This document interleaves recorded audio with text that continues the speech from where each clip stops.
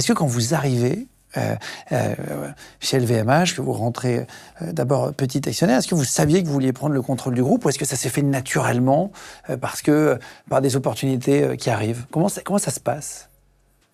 Si vous voulez, dans cette affaire-là, quand j'ai fait cette opération, je suis rentré.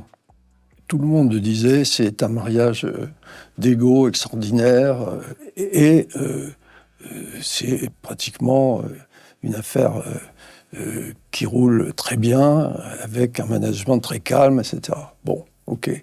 Moi, il se trouve qu'avant même ce moment-là, il y a eu la crise de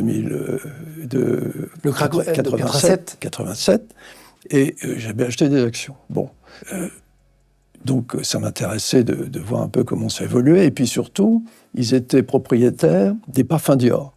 Et moi, j'avais la couture. Donc ça m'intéressait aussi de voir s'il n'y avait pas un rapprochement possible avec la couture, parce que je pense que pour une maison de couture, il est fondamental de pouvoir gérer ses parfums. Et là, c'était séparé, donc ça entraînait des problèmes.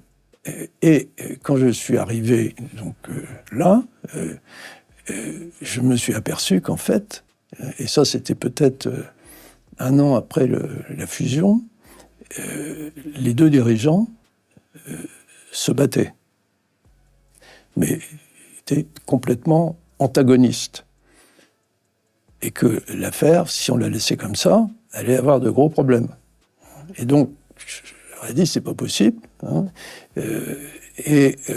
L'un des deux, sur un camier, voulait annuler la fusion et vendre la partie vin et spiritueux à nos partenaires anglais de distribution.